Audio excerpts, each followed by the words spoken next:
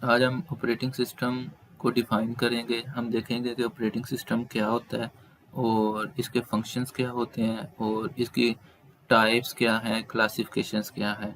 तो ये चीज़ जो है वो आज हम डिस्कस करेंगे। तो ऑपरेटिंग सिस्टम में सबसे पहले जो चीज़ हमें पता होना चाहिए वो है इसकी डेफिनेशन। तो अगर ऑपरेटिंग सिस्टम को डिफ़ाइन किया जाए तो ऑपरेटिंग सिस्टम होता क्या है? ऑपरेटिंग सिस्टम बेसिकली एक सॉफ्टवेयर है जो यूज़र और सिस्टम के दरमियान इंटरफेस का काम करता है या ब्रिज का काम करता है या आप कह सकते हैं एक लिंक का काम करता है। ये जो ऑपरेटिंग सिस्टम है ये इसके बारे में कहा जाता है कि अगर ये ऑपरेटिंग सिस्टम ना हो, इसके बगैर जो है वो आप अपना सिस्टम या कंप्यूटर जो है वो यूज़ नहीं कर सकते। अगर आप अपने ऑपरेटिंग सिस्टम को अगर आप अपने सिस्टम में ऑपरेटिंग सिस्टम नहीं रखेंगे तो आपका सिस्टम जो है वो यूजेबल नहीं होगा। ठीक है। अच्छा, इसमें जो ऑपरेटिंग सिस्टम है अगर इसकी डेफिनेशन देखी जाए तो वो है an operating system is a special kind of software that behaves as an interface between user and computer. User और कंप्यूटर के दरमियान ये जो है एक इंटरफेस का काम करता है। मतलब कि अगर आपके पास जो है वो ऑपरेटिंग सिस्टम नहीं है तो यूज़र और सिस्टम जो है ये आपस में कम्युनिकेट नहीं कर सकते। अब अगर अगर हम इसको मज़ीद देखें तो ये ऑपरेटिंग सिस्टम सॉफ्टवेयर क्या करता है? The software that enables communication between user and computer and controls all internal function of computer is called operating system। मतलब क्या है कि जो कंप्यूटर और यूज़र के दरमियान जितनी भी कम्युनिकेशन है उसको इसने कंट्रोल करना है और इसने कम्युनिकेट करवाना है। सेकेंडली, जितने भी कंप्यूटर के इंटरनल फंक्शंस हैं उसको इसी ने कंट्रोल करना है। मतलब डाटा आपका इनपुट डिवाइसेस से मेमोरी तक कैसे जाएगा, मेमोरी से आउटपुट डिवाइसेस तक कैसे जाएगा, मेमोरी से सीपीयू के दरमियान और सीपीयू से मेमोरी के दरमियान कैसे जाएगा। ये सारी की सारी कम्युनिकेशन जो है ये आपका ऑपरेटिंग सिस्टम करता है और ये सारी की सारी चीज़ें जो है वो ऑपरेटिंग सिस्टम जो है वो मैनेज करता है। अब एक ऑपरेटिंग सिस्टम इसको तो हमने देख लिया कि इसकी डेफिनेशन जो है वो क्या होती है। इसके अलावा अगर इसकी एक और डेफिनेशन देखी जाए तो वो क्या होती है? A computer is a digital electronic device hands to perform various operations and commands. There is need to have an organized set of instructions and commands that may control the overall operation of computer। मतलब क्या है कि computer एक digital electronic device है और ये different computer operations computer के जो डिफरेंट ऑपरेशंस हैं इनको कंट्रोल करने के लिए हमारे पास एक ऑर्गेनाइज्ड सेट ऑफ इंस्ट्रक्शंस मतलब कि एक ऑर्गेनाइज्ड प्रोग्राम होना चाहिए। सेट ऑफ इंस्ट्रक्शंस ये हम पहले भी देख चुके हैं। सेट ऑफ इंस्ट्रक्शंस का मतलब होता है कि बेसिकली ये हम जो सॉफ्टवेयर की डेफिनेशन करते हैं वो क्या करते हैं कि सॉफ्टवेयर क्या होता है, सेट ऑफ इंस्ट्रक्शंस होती हैं ताकि कंप्यूटर कोई काम कर सके। तो ये भी वही चीज़ है कि कंप्यूटर को वर्किंग के लिए सेट ऑफ इंस्ट्रक्शन जो है वो रिक्वायर होता है और जो सेट ऑफ इंस्ट्रक्शन जो है सिस्टम को रिक्वायर होता है बेसिकली वो ऑपरेटिंग सिस्टम कहलाता है। अब इसमें इसको अगर देखें तो ये जो ऑपरेटिंग सिस्टम है इसके जितने भी फीचर्स हैं, जितनी भी क्वालिटीज़ हैं या ये जो ऑपरेटिंग सिस्टम की सारी डेफिनेशन है ये सारी सेम है जो सिस्टम सॉफ्टवेयर की होती है। सिस्टम सॉफ्टवेयर जो है वो हम पिछले लेक्चर में जो है वो कर सकते हैं। पिछले लेक्चर में हमने उसको किया हुआ है और अगर आपको किसी को कोई प्रॉब्लम है तो वो जो पिछला लेक्चर है उसको आप देखें और वहाँ से जो है ये आपको क्लियर हो जाएगा। तो बेसिकली जो चीज़ है वो ये है कि ऑपरेटिंग सिस्टम एक सिस्टम सॉफ्टवेयर है। ये चीज़ सब लोगों को जो है वो क्लियर होनी चाहिए। और ऑपरेटिंग सिस्टम जो है वो कब काम करता है या कब वर्किंग स्टार्ट करता है, ये जब आपकी बायोस अपना जो टास्क है बूटिंग का वो फिनिश करती है। मतलब बूटिंग क्या होती है? सिस्टम का स्टार्ट होना। बूट का मतलब होता है सिस्टम स्टार्ट होना, और सिस्टम को स्टार्ट कौन करता है? BIOS, basic input output of system. BIOS जो है वो, ये हमने रैम और रोम वाले टॉपिक में डिस्कस किया हुआ है कि जैसे ही ये बायोस जो है, जैसे ही सिस्टम ऑन होता है मतलब कि बूट होता है, तो बायोस जो है वो अपनी वर्किंग स्टार्ट करती है। और बायोस क्या करती है? बेसिक जो इंफॉर्मेशन होती है कंप्यूटर से रिलेटेड, वो यहाँ पे वो चेक करती है।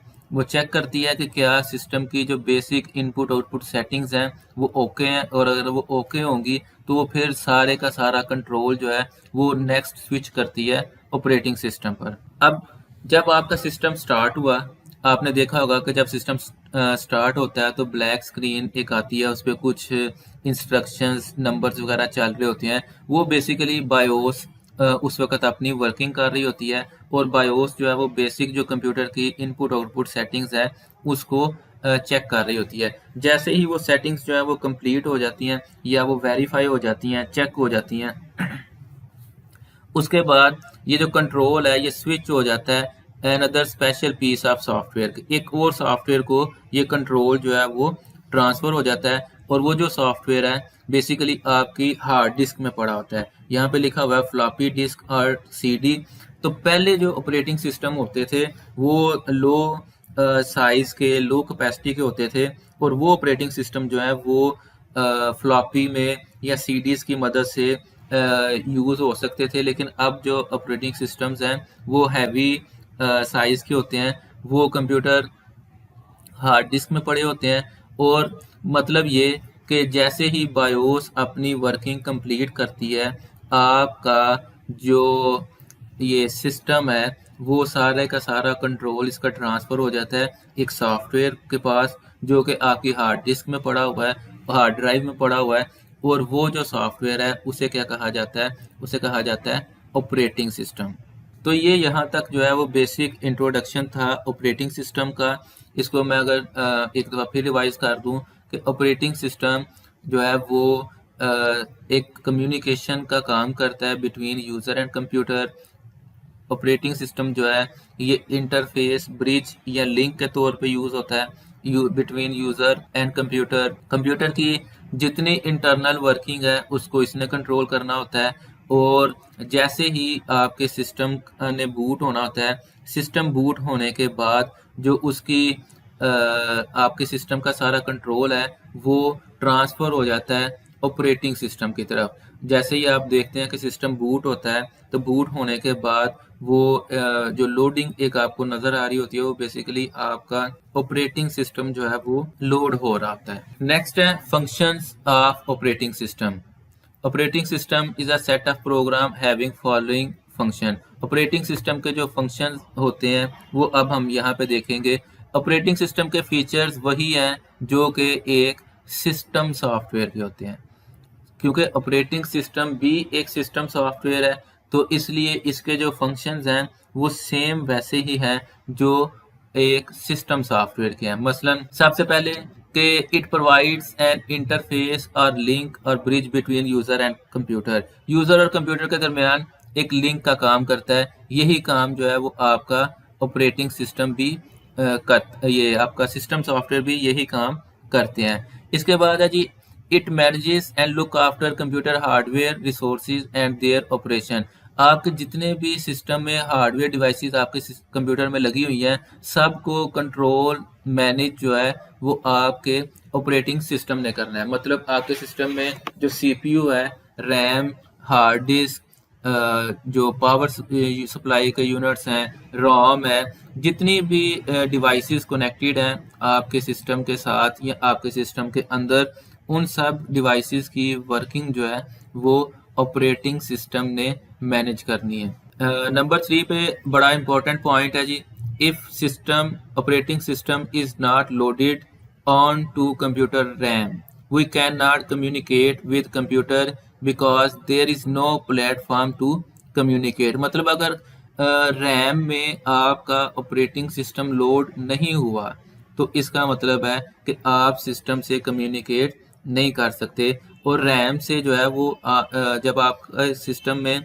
ऑपरेटिंग सिस्टम होगा तो जैसे ही आप जो है वो सिस्टम आपका बूट होगा, कंट्रोल रैम के पास जाएगा, रैम ने फौरी तौर पे ऑपरेटिंग सिस्टम लोड करना है। यही वजह है कि समटाइम्स अगर हमारे कंप्यूटर में विंडोज़ करप्ट हो या कोई मसला हो विंडोज़ का, तो जब हम सिस्टम स्टार्ट करते हैं तो हमें स्टार्ट में ही एक मैसेज जो है वो नोटिफाई कर देता है कि जी आपकी विंडोज़ जो है वो अवेलेबल नहीं, या आपकी मतलब वो जो स्पेसिफिकली मैसेज जो आता है वो आता है नो बूटेबल मीडिया फाउंड। इसका मतलब ये होता है कि या तो आपके कंप्यूटर में ऑपरेटिंग सिस्टम नहीं है, और अगर है तो वो किसी वजह से ऑपरेटेबल नहीं, वर्किंग नहीं कर रहा, जिसकी वजह से अब नेक्स्ट जो है वो वर्किंग नहीं हो सकती। फिर है जी computer only understand machine language that is 1 and 0s, and operating system translate user given instruction into computer language and convert computer given results in human readable form. अब जो ऑपरेटिंग सिस्टम है, ये जो हमने बात की कि ये काम करता है एज अ लिंक और ब्रिज, ये क्या होता है? कंप्यूटर एक बाइनरी लैंग्वेज पे काम करने वाला, मतलब कि कंप्यूटर जो है वो सिर्फ मशीन लैंग्वेज अंडरस्टैंड करता है क्योंकि ये एक बाइनरी डिजिटल डिवाइस है, और ये सिर्फ दो ही अल्फ़ाबेट, दो सिर्फ डिजिट्स को समझता है, 1 and 0। तो ऑपरेटिंग जब आप कोई इंस्ट्रक्शन देते हैं, फॉर एग्जांपल आप माउस से क्लिक करते हैं या कीबोर्ड से टाइप करते हैं, तो आप माउस से क्लिक कर रहे हैं, कीबोर्ड से टाइप कर रहे हैं, या आप कुछ बोल के तो कंप्यूटर को इंस्ट्रक्शंस दे रहे हैं। अब ये इंस्ट्रक्शन जो है ये बाइनरी फॉर्म में नहीं है, ये मशीन लैंग्वेज में नहीं है। तो क्या होता है कि आपका ऑपरेटिंग सिस्टम आपका जो डाटा आप इनपुट कर रहे हैं उसको बाइनरी फॉर्म में ट्रांसलेट करता है, 0 और 1 की फॉर्म में मशीन लैंग्वेज में ट्रांसलेट करता है, और कंप्यूटर जो है जब इसको फिर अंडरस्टैंड करता है और उसके ऊपर वर्किंग करके फिर हमें रिजल्ट्स देता है, और फिर ऑपरेटिंग सिस्टम को जो रिजल्ट्स कंप्यूटर देता है वो रिजल्ट्स होते हैं बाइनरी फॉर्म में, लेकिन वो फिर इसको प्रेजेंट करता है ह्यूमन रीडेबल फॉर्म में। जैसे अभी मैं बोल रहा हूँ या मेरे लैपटॉप पे ये जो स्क्रीन चल रही है, इसको अगर आप देखें तो मैं जो बोल रहा हूँ ये आवाज़ बाइनरी फॉर्म में नहीं, मशीन लैंग्वेज में नहीं है। तो क्या होता है कि कंप्यूटर आपका ऑपरेटिंग सिस्टम इसको ट्रांसलेट कर रहा है बाइनरी लैंग्वेज में 0 and 1 की फॉर्म में, वो फिर ट्रांसमिट हो रहा है ओवर इंटरनेट, और फिर आपके सिस्टम पे या आपकी डिवाइसेस तक पहुंच रहा है। वहाँ पे आपका जो ऑपरेटिंग सिस्टम है, अगर आप कंप्यूटर पे ये लेक्चर ले रहे हैं तो उसमें विंडोज़ होगी, और अगर आप ये लेक्चर मोबाइल पे सुन रहे हैं तो उसमें जो है वो होगा मोबाइल का जो ऑपरेटिंग सिस्टम है वो एंड्रॉयड होता है। तो एंड्रॉयड जो है वो इसको ट्रांसलेट कर रहा है, वो जो डिजिटल डाटा आ रहा है 0 and 1 की फॉर्म में, उसको ये कन्वर्ट कर रहा है ये वॉइस में, और फिर वो वॉइस जो है वो आपको अपने हेडफोन्स में या स्पीकर्स पे जो है वो सुनाई दे रही है। तो इस तरह से ऑपरेटिंग सिस्टम जो है वो कम्युनिकेशन को पॉसिबल करता है, या जो ऑपरेटिंग सिस्टम है वो हमारी इंस्ट्रक्शन कंप्यूटर तक और कंप्यूटर के रिजल्ट्स हम तक पहुंचाता है। It provides CPU management, also called process management. CPU management जो है वो भी ऑपरेटिंग सिस्टम ने करनी है। अब सीपीयू मैनेजमेंट क्या है, आगे यही लिखा हुआ है कि प्रोसेस मैनेजमेंट, मतलब कि कौन सा प्रोसेस कब चलेगा, कौन सा प्रोसेस कितनी देर रन होगा, और इस प्रोसेस के बाद नेक्स्ट कौन सा प्रोसेस एग्जीक्यूट होगा, ये सारा कुछ जो है ये आपका ऑपरेटिंग सिस्टम जो है वो मैनेज करता है। नेक्स्ट मेमोरी मैनेजमेंट है, वो भी इसी ने करनी है। मेमोरी मैनेजमेंट का मतलब क्या है कि जो आपकी रैम है, जो प्राइमरी मेमोरी होती है, उसमें जो डाटा आना है, लोड करना है या वहाँ से जो डाटा रिमूव करना है, ये सारी की सारी मैनेजमेंट जो है ये आपका ऑपरेटिंग सिस्टम करता है। फिर है जी नंबर 7 पे जो है वो है it enables a computer to boot. Boot का मतलब स्टार्ट होना। तो आपका कंप्यूटर जो है वो बूट तब ही होगा जब उसमें ऑपरेटिंग सिस्टम होगा, कि मतलब वो कंप्यूटर जो है वो स्टार्ट होगा और स्टार्ट होने के बाद फिर आप उसको यूज़ कर सकेंगे। डिस्क और स्टोरेज मैनेजमेंट भी इसी की मदद से कर सकते हैं।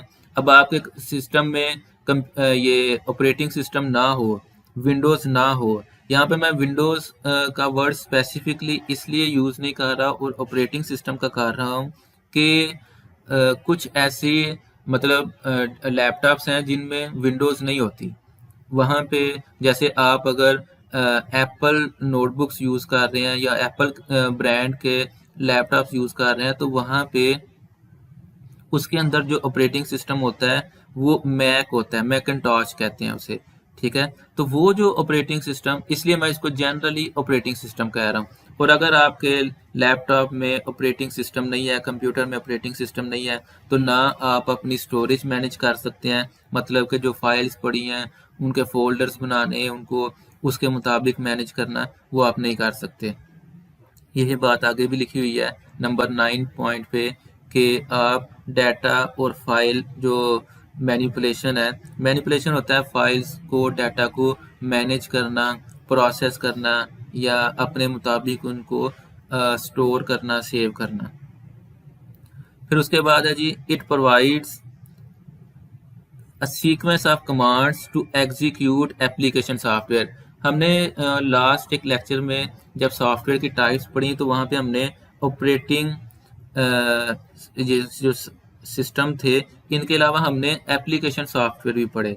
अब जो एप्लीकेशन सॉफ्टवेयर थे वो हमने देखे कि ऐसे सॉफ्टवेयर हैं जो कंप्यूटर में हम रखते हैं सिर्फ यूज़र की डिमांड को देखते हुए, मतलब यूज़र अपनी आसानी के लिए या अपनी ज़रूरत के मुताबिक वो सॉफ्टवेयर जो है वो अपने सिस्टम में इंस्टॉल करता है। लेकिन अगर आपके पास अपने कंप्यूटर में विंडोज़ नहीं है तो फिर आप ये जो एप्लीकेशन सॉफ्टवेयर हैं वो भी एग्जीक्यूट नहीं कर सकते, वो भी यूज़ नहीं कर सकते, क्योंकि उसको एग्जीक्यूट होने के लिए जो कमांड्स चाहिए वो भी ऑपरेटिंग सिस्टम ही प्रोवाइड करता है। Number 11 it manages all input and output devices. आपकी जितनी इनपुट आउटपुट डिवाइसेस हैं सब की सब जो है वो आपके ऑपरेटिंग सिस्टम ने मैनेज करनी होती हैं। ये आपका माउस है, कीबोर्ड है। अगर आपका ऑपरेटिंग सिस्टम ना हो तो आप इसको यूज़ नहीं कर सकते। इस तरह से आउटपुट डिवाइसेस हैं वो भी अगर आपका ऑपरेटिंग सिस्टम के बगैर उनको यूज़ करना पॉसिबल नहीं है। Number 12 it also provides networking and distribution facilities optionally. Optionally का मतलब है कि अगर आप चाहें, तो अगर आप चाहें कि आप इंटरनेट से कनेक्ट होना चाहते हैं या नेटवर्क कोई इस्टेब्लिश करना चाहते हैं, तो वो आप जो है वो ऑपरेटिंग सिस्टम की मदद से कर सकते हैं। डिस्ट्रीब्यूशन का मतलब है शेयरिंग, आपने कोई फाइल शेयर करनी है, डाटा शेयर करना है, तो ये सारी की सारी चीज़ें जो हैं ये आप ऑपरेटिंग सिस्टम की मदद से कर सकते हैं। नेक्स्ट ऑपरेटिंग सिस्टम की कुछ कॉमन टाइप्स हैं। सबसे पहली जो टाइप है वो है MS-DOS, Microsoft disk operating system. Microsoft disk operating system जो है ये काफ़ी पुराना एक ऑपरेटिंग सिस्टम है और 1995 तक जो जितने भी कंप्यूटर्स होते थे तब माइक्रोसॉफ्ट डिस्क ऑपरेटिंग सिस्टम जो है वो यूज़ होता था। MS-DOS उसे कहा जाता था। अब भी यूज़ होता है ये, लेकिन ये उस तरह से यूज़ नहीं होता जैसे कि पहले जो है वो लार्ज स्केल पे यूज़ होता था। 1995 में माइक्रोसॉफ्ट ने ही एक नया ऑपरेटिंग सिस्टम इंट्रोड्यूस करवाया और उसका नाम था विंडोज़, ठीक है। उसका नाम रखा गया Windows, MS Windows, Microsoft Windows से कहा जाता था। उसके डिफरेंट फिर वर्जन्स आए, मतलब पहले 95, फिर 98, फिर 2000 आई, 2003 सर्वर भी आई, XP आई, विस्टा आई। विस्टा के बाद जो नेक्स्ट आई उसका नाम रखा गया विंडोज़ 7, फिर विंडोज़ 8, 8 के बाद 8.1 आई, 9 नहीं आई, 8.1 आई, 8.1 के बाद अब विंडोज़ 10 चल रही है और नेक्स्ट जो है वो शायद विंडोज़ 13 अब आए। तो बहरहाल ये विंडोज़ जो है वो इसके वर्जन्स हैं जो हम यूज़ करते हैं। किसी के सिस्टम में विंडोज़ 7 होगी, कोई 8 यूज़ कर रहा है और कोई लेटेस्ट जो लैपटॉप्स हैं उन सब में अब 10 ही अवेलेबल है। इसके अलावा ऑपरेटिंग सिस्टम है यूनिक्स एंड लिनक्स। लिनक्स को लाइनक्स भी पढ़ते हैं कुछ लोग। यूनिक्स और लिनक्स जो है ये बेसिकली ऑपरेटिंग सिस्टम जो ये है ये सर्वर्स में यूज़ होते हैं। हम लोग सर्वर्स या मेन फ्रेम कंप्यूटर्स जो हैं पढ़ चुके हैं जो कि लार्ज स्केल पे यूज़ होते हैं और जिनका काम होता है मल्टीपल यूज़र्स को फैसिलिटेट करना है। तो लिनक्स और यूनिक्स जो है ये बेसिकली वो ऑपरेटिंग सिस्टम है जो मेन फ्रेम कंप्यूटर्स पे जो है वो ऑपरेट करते हैं या रन होते हैं।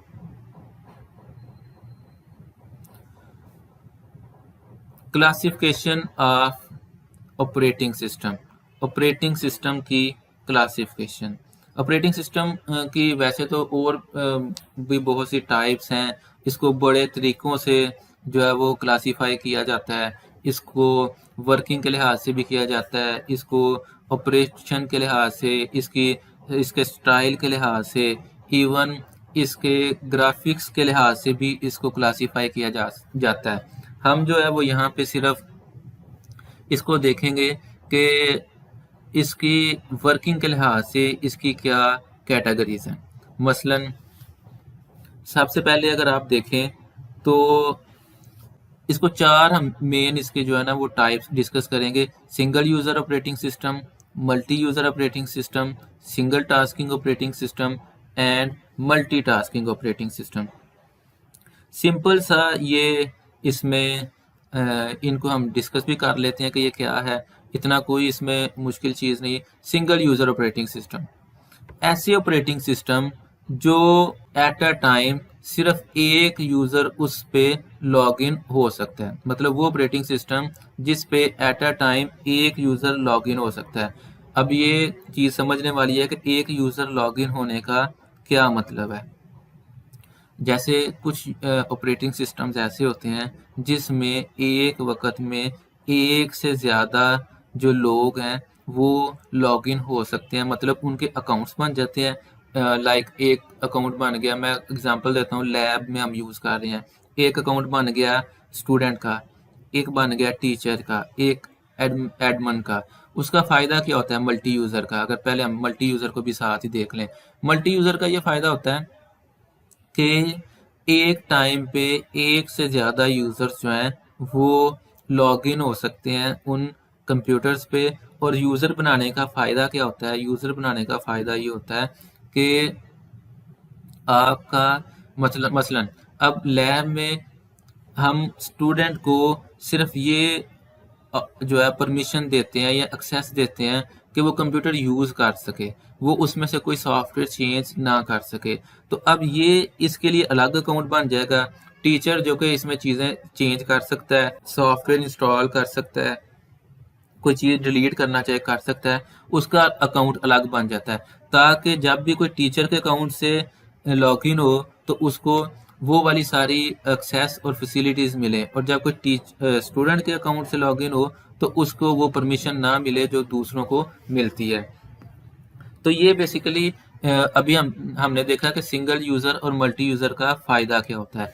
तो सिंगल यूज़र ऑपरेटिंग सिस्टम ऐसे ऑपरेटिंग सिस्टम थे जिसमें एट अ टाइम एक यूज़र लॉग इन हो सकता था और ये एक यूज़र एक ही कंप्यूटर पे एक टाइम पे वर्किंग कर सकता था, दूसरा पर्सन लॉग इन नहीं हो सकता था। अगर दूसरे ने लॉग इन होना होता था तो पहले को एग्जिट होके लॉग आउट होके तो फिर दूसरा अकाउंट जो है वो लॉग इन होता था।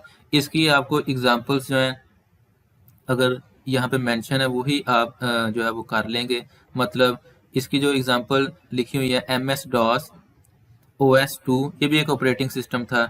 मैकिन्टॉश OS विंडोज़ 95 98, ठीक है। 95 और 98 जो विंडोज़ थी वो भी सिंगल यूज़र ऑपरेटिंग सिस्टम थी कि उसमें भी एट अ टाइम एक ही यूज़र लॉग इन हो सकता था।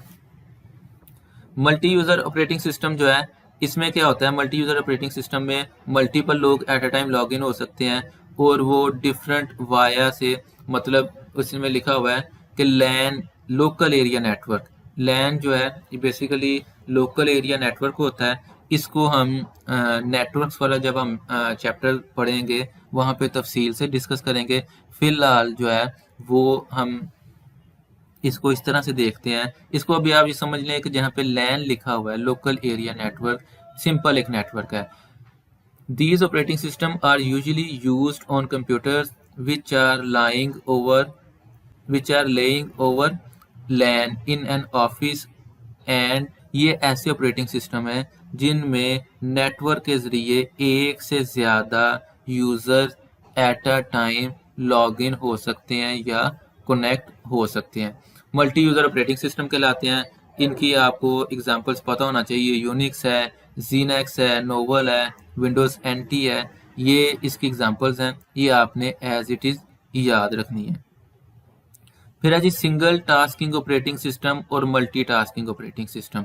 सिंगल टास्किंग ऑपरेटिंग सिस्टम नाम से क्लियर है, ऐसे ऑपरेटिंग सिस्टम जो एक वक्त में एक काम कर सकते हैं। अब जो आजकल हम कंप्यूटर यूज कर रहे हैं ये मल्टी टास्किंग है। मल्टी टास्किंग का मतलब क्या है, आप मल्टीपल काम एक वक्त में कर रहे हैं। कैसे, आप म्यूजिक सुन रहे होते हैं बैकग्राउंड में, साथ आप इंटरनेट यूज कर रहे हैं, साथ आपने कोई फाइल डाउनलोडिंग पे लगाई है, या कोई आप वैसे कोई फाइल कॉपी कर रहे हैं, तो ये 3-4 काम आप एट अ टाइम कर रहे हैं। आपका जो कंप्यूटर है वो मल्टीपल काम एट अ टाइम कर सकता है। इसे कहते हैं multitasking. Single tasking operating system में ये होता था कि जो फाइल आपने ओपन की है, जो फोल्डर आपने ओपन किया है, बस वही फाइल वही फोल्डर आप देख सकते हैं, यूज़ कर सकते हैं। उसके अलावा आप कोई काम नहीं कर सकते जो कि हम आजकल कर रहे हैं। आजकल तो हम मल्टीपल काम एट अ टाइम कर सकते हैं। तो वो जो ऑपरेटिंग सिस्टम जिस पे आप कोई काम नहीं थे कर सकते सिवाय एक जो आपने ओपन किया हुआ है, उसको हम कहते हैं, उसकी जो एग्जांपल है वो MS DOS थी। और ये जो मल्टीपल काम जिस पे हो सकते हैं, इसमें यूनिक्स है, विंडोज़ है, विंडोज़ कोई भी, जैसे आप विंडोज़ 10 यूज़ कर रहे हैं, 7 कर रहे हैं, XP कर रहे हैं, 8 है, कोई भी है, इसमें आप जो है वो ये सारे काम मल्टीपल कर सकते हैं। इसे कहते हैं multi tasking operating system. And पे एक डेफिनेशन है छोटी सी, इसको हम देख लेते हैं। Graphical user interface operating system. ये जो आजकल हम ऑपरेटिंग सिस्टम या आजकल जो हम सॉफ्टवेयर यूज़ कर रहे हैं, इसे हम कहते हैं GUIOS। OS मतलब ऑपरेटिंग सिस्टम। ये ग्राफिकल यूज़र इंटरफेस वाला ऑपरेटिंग सिस्टम है। मतलब क्या है कि आजकल जो आप विंडोज़ यूज़ कर रहे हैं ये ग्राफिकल है।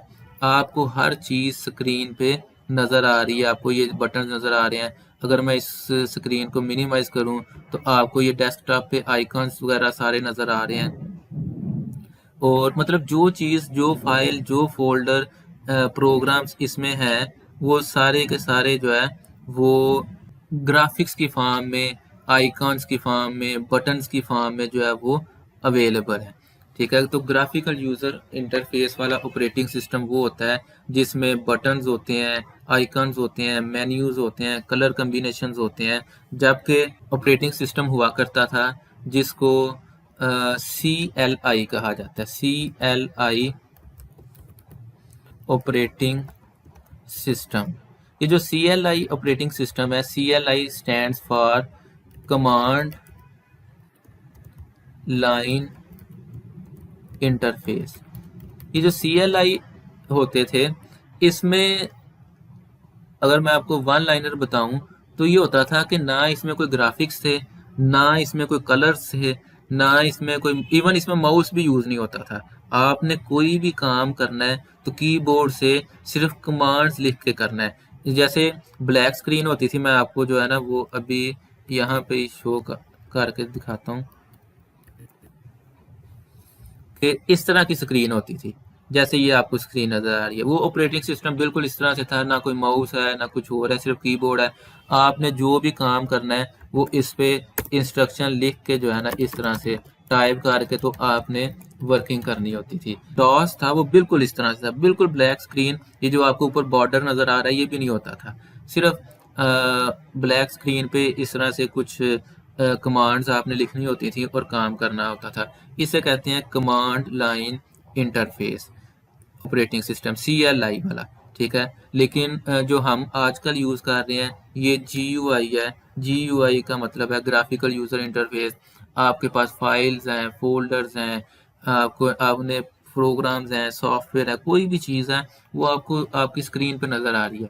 आपने क्लिक करना है और ओपन करना है। आपको चीज़ों को याद रखने की ज़रूरत नहीं पड़ती, आपको कमांड्स याद रखने की ज़रूरत नहीं पड़ती, आपको ये नहीं याद रखना पड़ता कि मैंने फ़ाइल वहाँ पे स्टोर की है तो उसके लिए जो है वो क्या मैं कमांड इसकी बनेगी और मैं याद रखूँ। आपको सिर्फ ये पता है कि मैंने जो है वो असाइनमेंट जो है वो स्टडी वाले फ़ोल्डर में रखी है। आपने जो स्टडी वाला फ़ोल्डर ओपन करना है, उसमें असाइनमेंट वाली फ़ाइल पे क्लिक करना है और उसको यूज़ करना है। तो ये जो GUI ऑपरेटिंग सिस्टम है, एंड पे एक लाइन लिखी हुई है, GUI systems usually have the disadvantage of requiring more hardware such as CPU, more memory, higher quality monitors।